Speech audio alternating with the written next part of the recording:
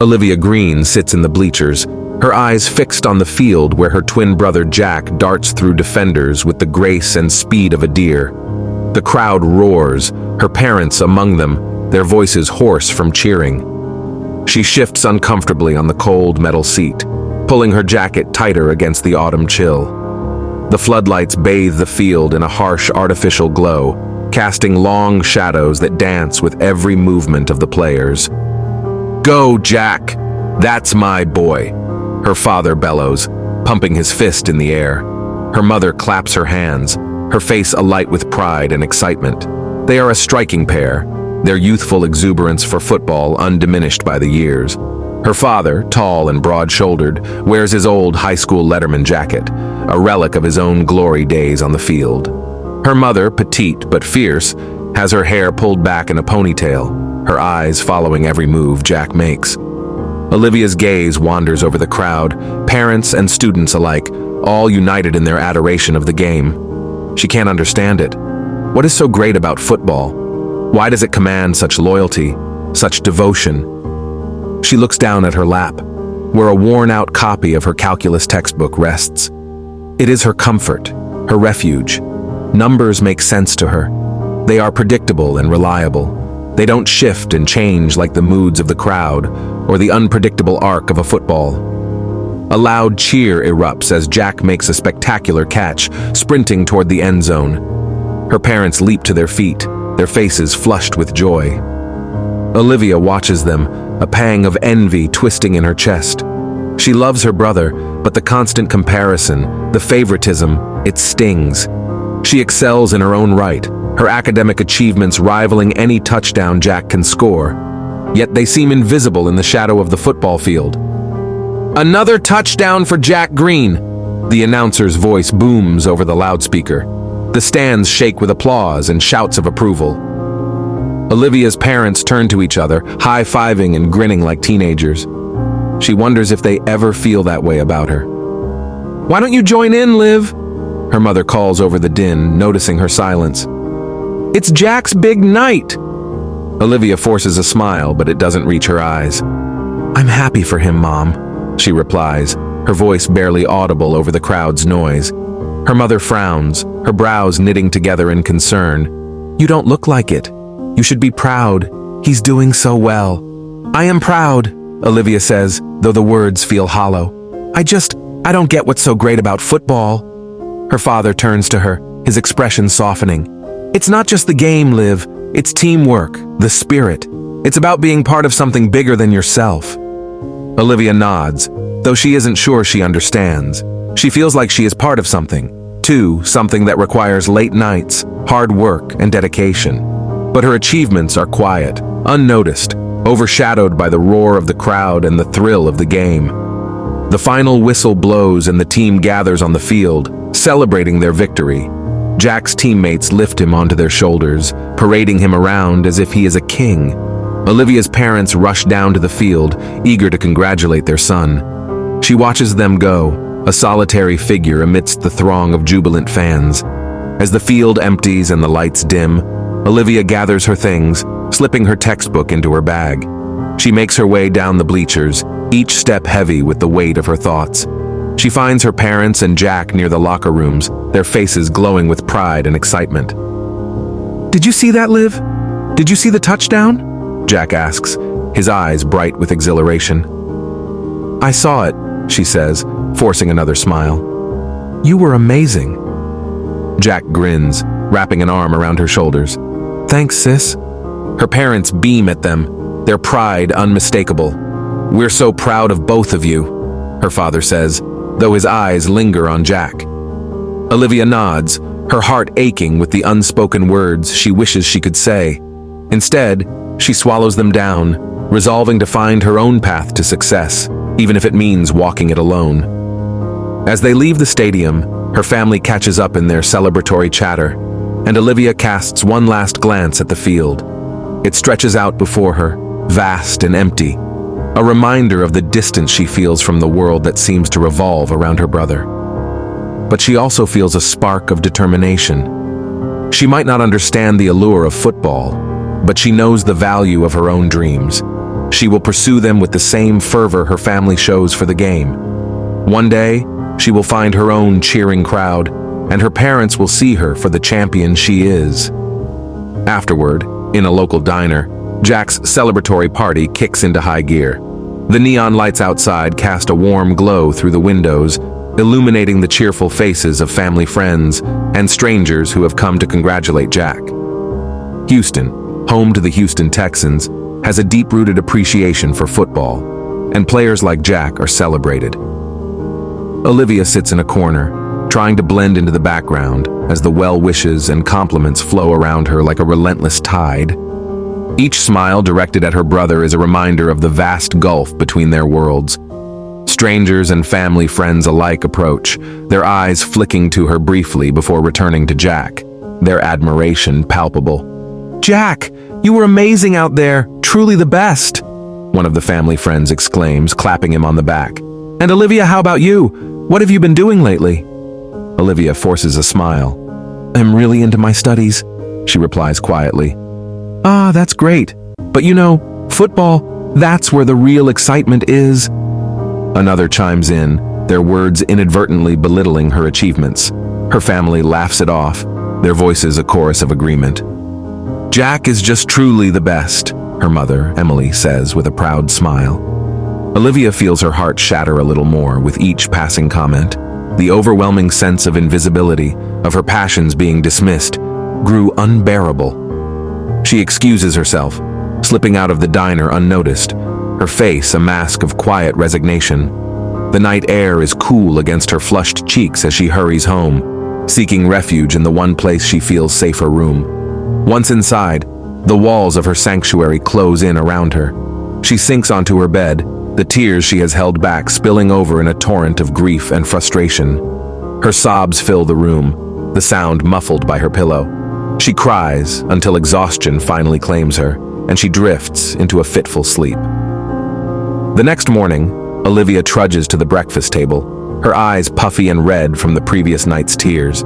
Her family is already there, happily chatting about Jack's practice. Her father Tom and her mother Emily laugh at some anecdote Jack is sharing, their faces lit with pride. "Morning, Liv!" Jack greets her with a smile. "You look tired. You should have stayed at the party longer." Tom looks up from his coffee. "Olivia, you need to find a hobby. Maybe some sports or jogging. It's not healthy to just stay indoors all the time. Maybe you could be like Jack." The casual dismissal, the assumption that her life is somehow lesser, is the final straw. Her mask cracks and tears stream down her face, startling everyone at the table. Jack's smile fades, replaced by a look of concern and guilt. "I'm sorry, Liv," he says, his voice earnest but unsure. "I didn't mean to offend you." Olivia can't find the words to respond. The unanticipated image of her breaking down in front of her family makes the apology seem hollow. She wipes her tears away, her movements hurried and frantic as she prepares to leave for school.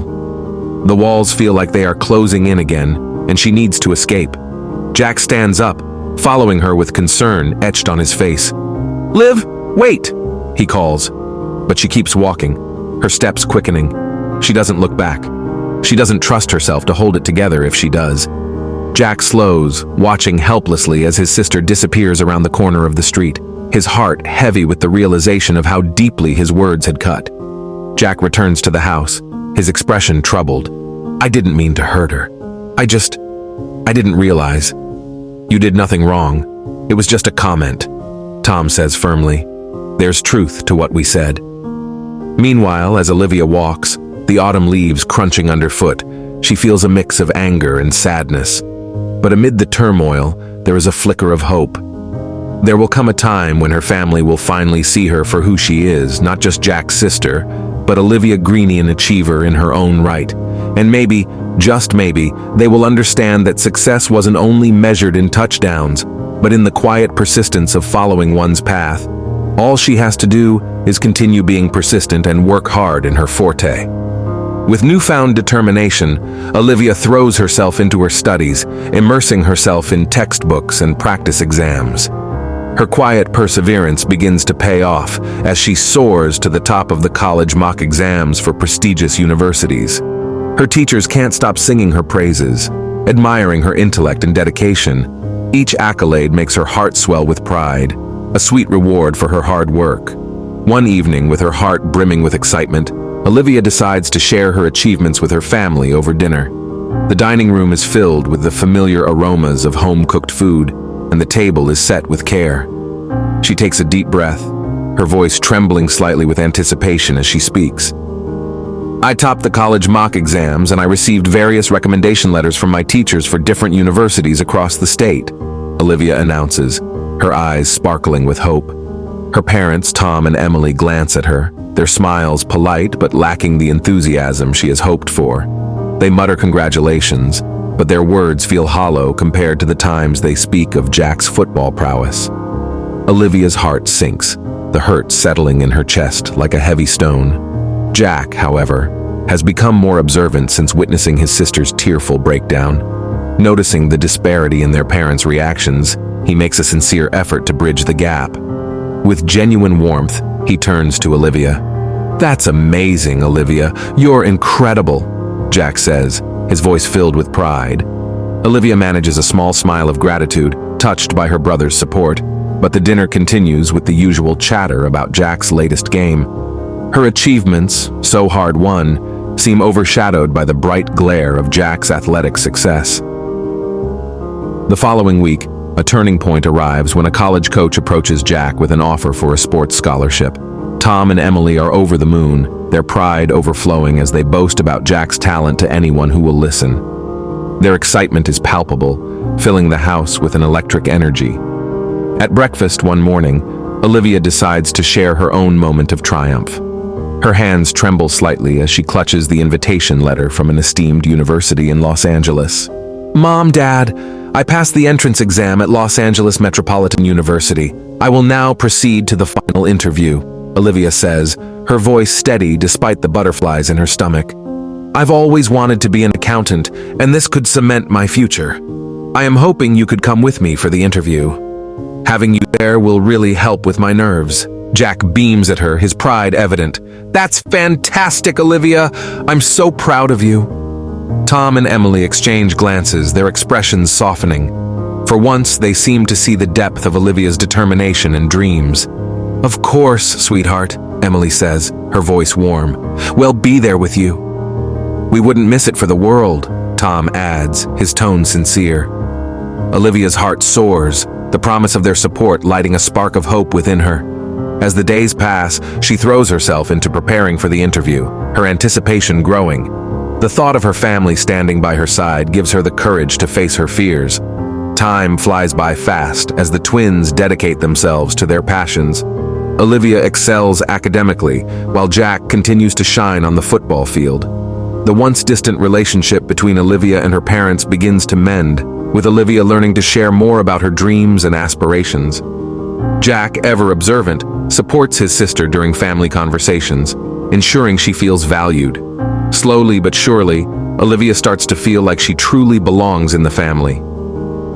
A week before Olivia's big interview at Los Angeles Metropolitan University, LMU, the family sits around the dinner table, discussing possible living arrangements if Olivia is accepted. Emily comments, "It's great that Grandma Molly lives nearby. We can rest assured you'll be safe, Olivia." Though these conversations add pressure, they also propel Olivia forward.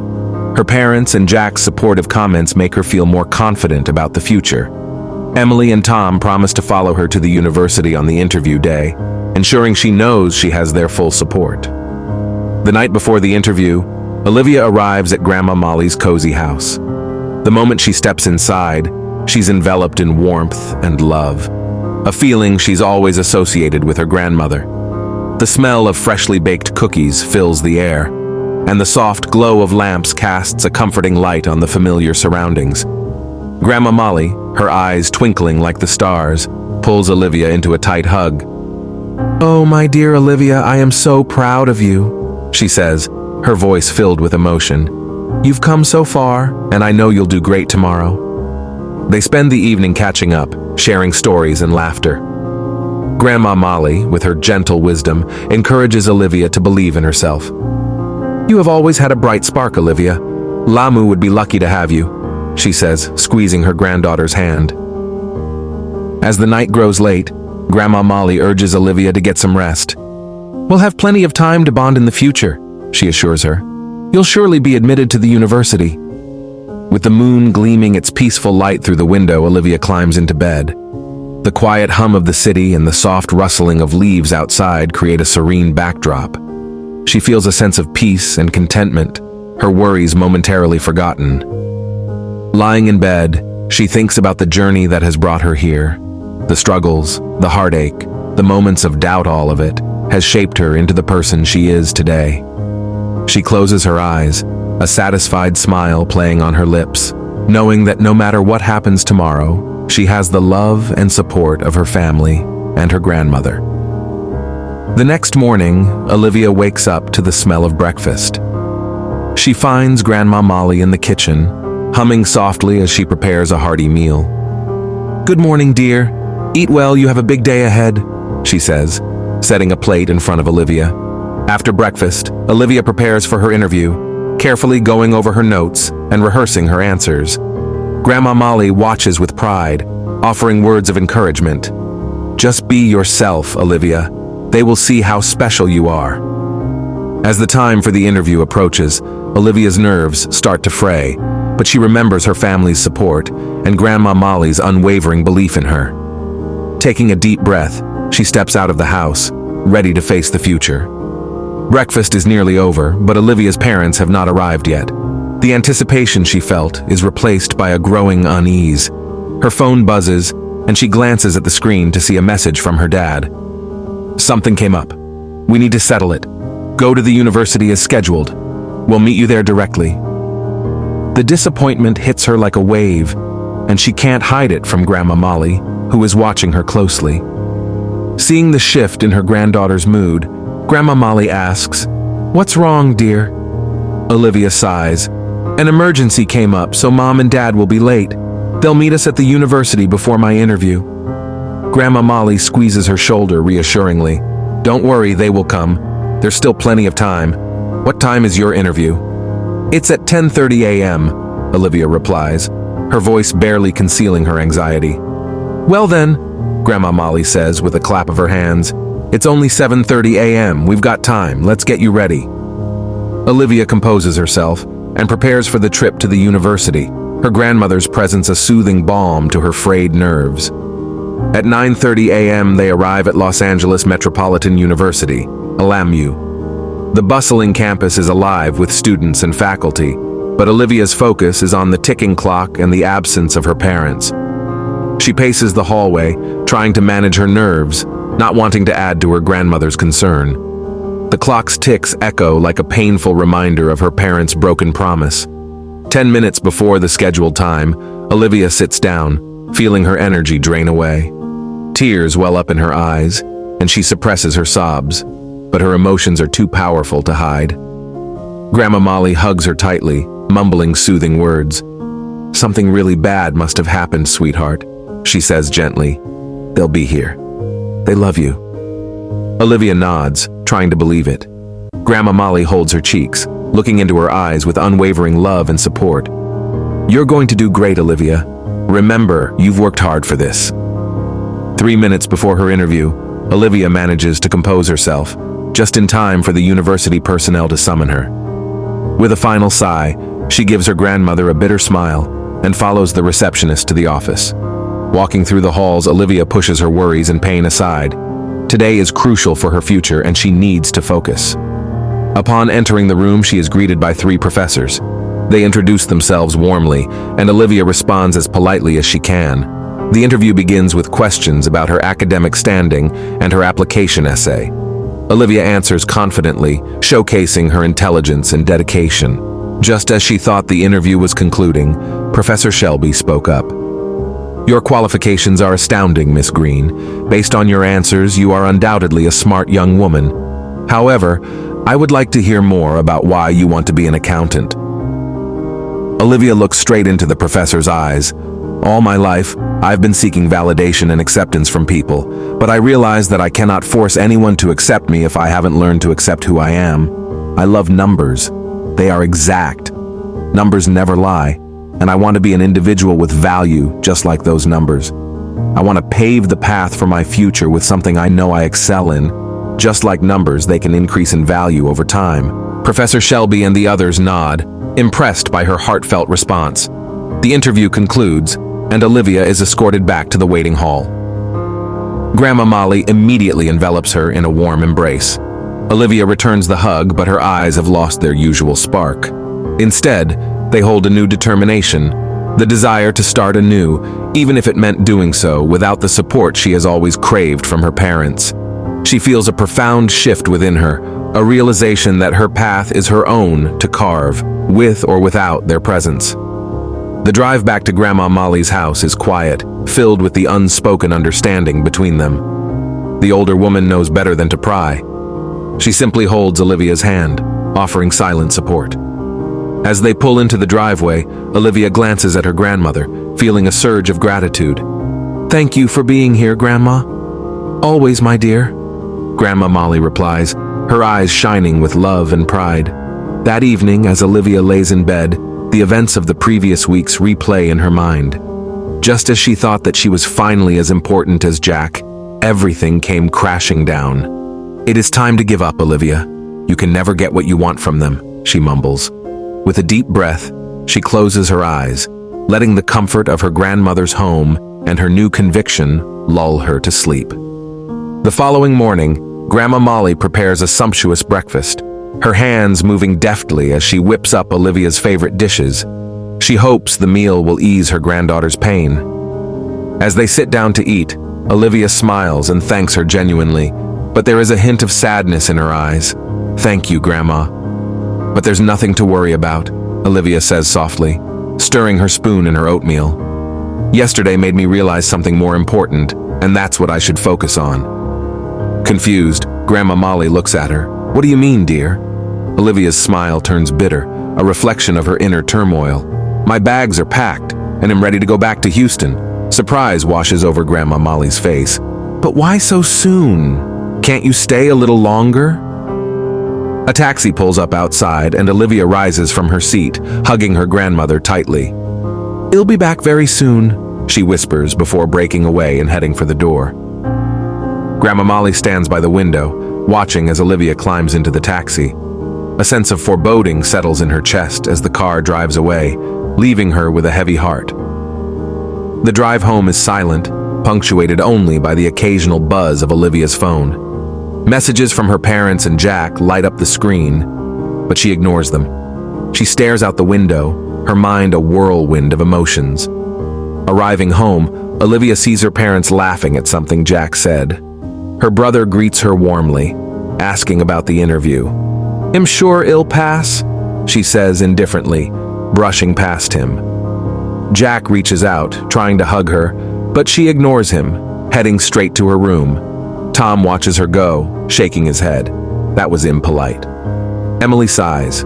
She might just be tired. Jack, feeling something is off, voices his concern. Maybe she's upset we didn't go to her interview. Tom dismisses it. Olivia had Grandma Molly with her. Our situation yesterday was more urgent.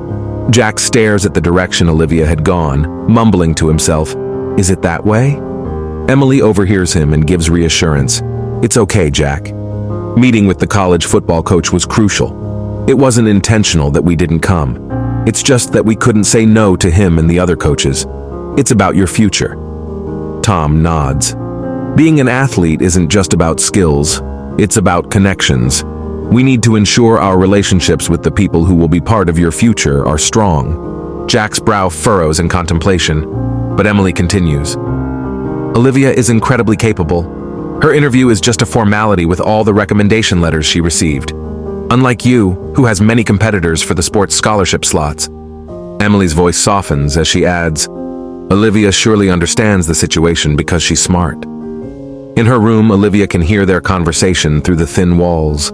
Each word feels like a dagger to her heart, reinforcing the belief that she is always second to her brother. She lays on her bed, tears silently streaming down her face. The weight of their words settles heavily on her chest, making it hard to breathe. The following days pass in a blur. Olivia throws herself into her studies, and her determination rekindles but mixed with a new sense of resolve. She is going to prove herself, not to her family, but to herself. She will find her own path, one that doesn't rely on their validation. On the other hand, Jack can't shake the feeling that something is deeply wrong with his sister. He watches her from a distance, noting the way she seems more withdrawn than usual. Weeks turn into months as graduation looms closer, and in that time, Jack tries relentlessly to reconnect with Olivia. He does his best to act as a bridge between her and their parents, but she remains uninterested in everything except her books. At school, Jack often hears about Olivia's achievements, which fills him with pride. However, she acts like she doesn't know him. Before the interview in LA, Olivia used to be dragged to his football games, even though she hated football. But now, she never hangs out with him or their family. Every effort he makes to stay connected with her seems to vanish into the void. Finally, the day of their high school graduation arrives. As the ceremony ends, the Greenes invite friends over to their home for a small celebration. As usual, Jack is the center of attention. The aroma of grilling meat wafts through the backyard, wrapping around the house like a warm blanket. Loud laughter and cheers erupt from time to time, and Jack can't wish for more, especially with his secured sports scholarship. Amidst the celebration, he leaves the backyard to get more drinks from the house. As he enters the kitchen, he notices a figure passing by the front door. Curiosity piqued, he follows it and finds Olivia with her luggage. "Where are you going?" Jack asks, confusion evident in his voice. Olivia looks up, her expression a mix of sarcasm and resignation. "It's time to leave the house in case you forgot that I'm going to study at LAMU." Jack's brow furrows. "Well, yeah, of course, I know. But why would you leave today? It's our celebratory party." Olivia chuckles bitterly and fixes her gaze on him. "I know you focus on sports, but I gave you the benefit of the doubt that you can still use your brain." "What do you mean, Liv?" he asks, a note of desperation creeping into his tone. "Do you really think it's a celebratory party for us?" "No, Jack, it's a party for you. Everything in this house has always been for you. Don't tell me you've never thought, even for a second, that the world may have other people in it. Because basically, our family's world revolves around you." She steps forward, her eyes piercing into his. "Let me correct myself, my dear brother. Our parents' world revolves around you, and you always thought that is normal. I am never in the family picture." Jack, unsure how to respond, stammers, "It's not like that, Liv." Olivia raises an eyebrow. "Has anybody asked about me at this party?" Jack's mind races, trying to recall any mention of her, but he comes up blank. Olivia's bitter smile cuts through him. "See, Jack, I'm invisible, so there's no need for concern." With that, she turns her back and walks out of the house, leaving behind her family and her past self, determined to start anew. The door closes with a definitive click, and Jack stands there, frozen. The realization hits him like a tidal wave, washing over him with the weight of all the times he has been blind to his sister's struggles. He has always been the golden child, the center of attention, and Olivia's silent suffering has been lost in the background noise of his achievements. As he returns to the backyard, the party sounds seem distant and hollow. His parents are still laughing and talking. "See, Jack, I'm invisible, so there's no need for concern." With that, she turns her back and walks out of the house, leaving behind her family and her past self, determined to start anew. The door closes with a definitive click, and Jack stands there, frozen. The realization hits him like a tidal wave, washing over him with the weight of all the times he has been blind to his sister's struggles. He has always been the golden child, the center of attention, and Olivia's silent suffering has been lost in the background noise of his achievements. As he returns to the backyard, the party sounds seem distant and hollow. His parents are still laughing and talking, oblivious to the storm that is passing through their lives. Jack's heart aches with a newfound understanding of the price Olivia has paid for his spotlight. He glances back at the house, hoping for a glimpse of her returning, but she is gone. Her absence was a stark reminder of the void they had all ignored. Olivia is gone, off to find a world where she can finally be seen. And Jack, who is left behind in the world that has always been his, can only hope that one day she will come back and they can start anew together. 5 years have passed, bringing a serene transformation to Olivia's life, with Grandma Molly as her steadfast pillar of support. Olivia has graduated college and achieved her dream of becoming an accountant at a prestigious firm in LA. During these years, the Greenes are a distant memory she prefers to keep at bay. Jack had tried to reach out regularly, sending messages and calls that went unanswered. Her parents, too, made efforts on important occasions, but Olivia's heart remains cold toward them. On the contrary, her affection for Grandma Molly only deepens. Emily, desperate to mend the broken ties, had approached Olivia several times, her voice a blend of regret and hope. But each time, Olivia's response was as cold and final as a winter's chill. "There is no relationship to mend, Mom," she would say, her tone matter-of-fact. "You're strangers to me." Eventually, the Greenes stopped trying. Since then, Olivia has been living peacefully with Grandma Molly in their cozy little house, a haven of love and understanding. One morning, as the sun bathes the garden in a golden glow, Olivia sits with Grandma Molly on the porch, sipping tea. The older woman's eyes sparkle with pride as she looks at her granddaughter. "You've done so well, Olivia," Grandma Molly says, her voice warm and soothing. "I'm so proud of you." Olivia smiles, her heart swelling with gratitude. "I couldn't have done it without you, Grandma. You've been my rock." The morning is interrupted by the distant sound of a car pulling up. Olivia stiffens, recognizing the familiar vehicle. It is the family car. "They must have heard I got promoted," she mutters under her breath. Grandma Molly squeezes her hand reassuringly. "You don't have to see them if you don't want to, dear." Olivia shakes her head, determination setting in her eyes. "No, Grandma, I'll face them." She stands as Emily and Tom emerge from the car, their expressions a mix of hope and trepidation. "Olivia," Emily started, her voice trembling, "can we please talk? I beg of you." Olivia's gaze is unwavering. "I've told you before, we're strangers." Tom steps forward, a pleading look in his eyes. "We made mistakes, Olivia, but we're family. Can't we just talk?" Olivia's heart tightens, but she keeps her resolve. "Family. When I needed you, where were you? I was invisible to you all." A silence fell over them, heavy with unspoken emotions. Olivia glances at Grandma Molly, who nods encouragingly. Taking a deep breath, Olivia speaks, her voice firm yet calm. "I've built a life without you, a life I'm proud of.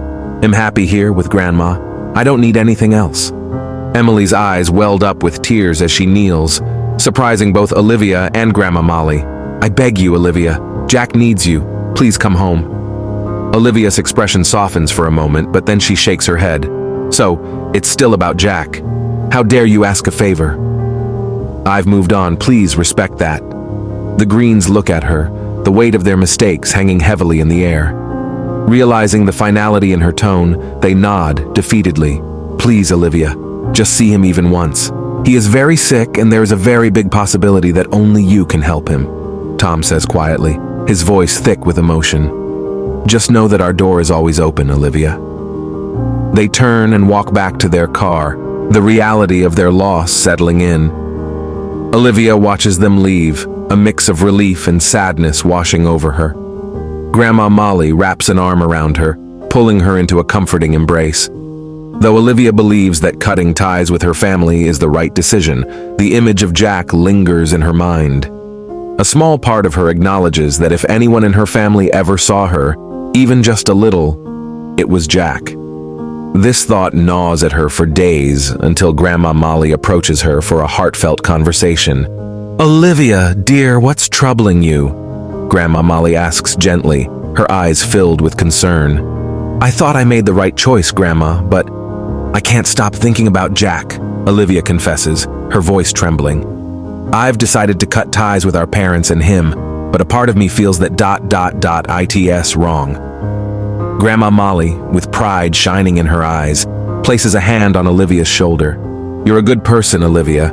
No matter how much you've been hurt, you still have the heart to love and forgive." Olivia doesn't realize she's crying until she feels the wetness on her cheeks. That evening, under the peaceful glow of the stars, she finds the courage to visit her old home for her twin brother.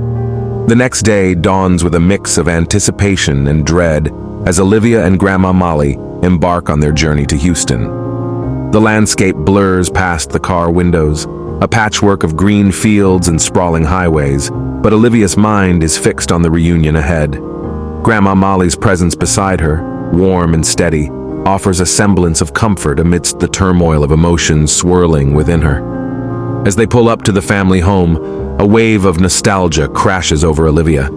The house stands as a silent witness to years of memories, both joyous and painful. The creak of the front door as it swings open feels like a prelude to a heavy, somber symphony. Olivia's heart beats a frantic rhythm as she and Grandma Molly step inside. They move through the familiar corridors, their footsteps muted on the soft carpet. Each step towards Jack's room feels like an eternity. When they finally reach the door, Olivia hesitates, a lump forming in her throat. Grandma Molly gently nudges her forward, offering a reassuring squeeze of her hand. As they enter the room, the sight before them is almost too much to bear. Jack, once the epitome of athletic vigor with his broad shoulders and confident stance, now lies in bed, his body a shadow of its former self. His skin is pale, almost translucent, marked by bruises that seem to bloom like dark flowers against the sheets. The sight is a cruel contrast to the robust image of the brother she once knew. Despite his physical frailty, Jack's spirit shines through. His eyes light up with an irrepressible sparkle as he catches sight of Olivia. "Liv!" he exclaims, his voice carrying a surprising strength. "I can't believe you're here." Olivia's breath catches, her eyes misting over. "Jack," she whispers, moving to his bedside. His smile, wide and genuine, radiates a warmth that momentarily dispels the room's heavy atmosphere. "You look great, Liv," Jack says, attempting to sit up. "I'm so happy to see you. You still love me, don't you?" The sight squeezes Olivia's heart painfully. "Mom and Dad told me you're sick," she says, trying to keep her voice steady.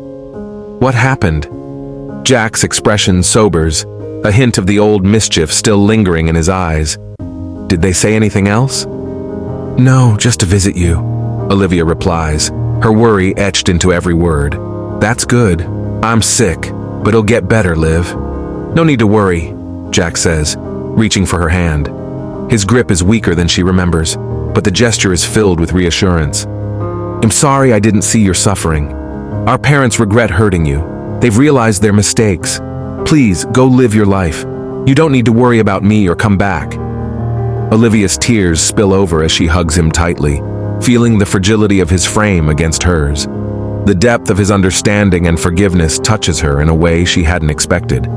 When she finally pulls back, she meets his eyes with a newfound resolve. "I'm here for you, Jack," she says softly, her voice firm with determination. As she exits the room, Olivia confronts her parents in the living room. "What's really going on with Jack?" she demands, her voice shaking. "He has severe aplastic anemia," Emily explains, her voice breaking. "His bone marrow can't produce enough blood cells, causing infections and heart failures." "Can he be treated?" Olivia asks, her voice shaking. Tom nods. "He needs a bone marrow transplant, but finding a donor is difficult. Having a twin increases the chances of a match." Olivia sits down, overwhelmed. "Is there no other way?" Emily, tears streaming down her face, answers, "We can wait for a donor, but Jack's condition is worsening. We never wanted to ask this much from you, Olivia. We don't want you to think Jack is more important than you. We just want to save our son like any parents would." Tom adds, "We're truly sorry for neglecting you. If we could turn back time, we would. But now, all we can do is apologize." That evening, Olivia lies in her childhood bedroom, a room frozen in time. The posters of her favorite bands still adorn the walls, and the familiar scent of lavender lingers in the air. The bedspread, a patchwork quilt made by her mother, is a comforting weight on her as she stares at the ceiling. Despite everything, she realizes she still has a heart for her family, especially for her brother. The thought of Jack, frail yet still cheerful, tugs at her heartstrings, refusing to let her rest. As morning breaks, the Greens stir in the quiet house, expecting to find Olivia. But her bed is empty. Panic sets in as they search the house, calling her name. Grandma Molly, Her voice trembling with worry, reaches for her phone and dials Olivia's number. The tension in the room is palpable as it rings, each second stretching into an eternity.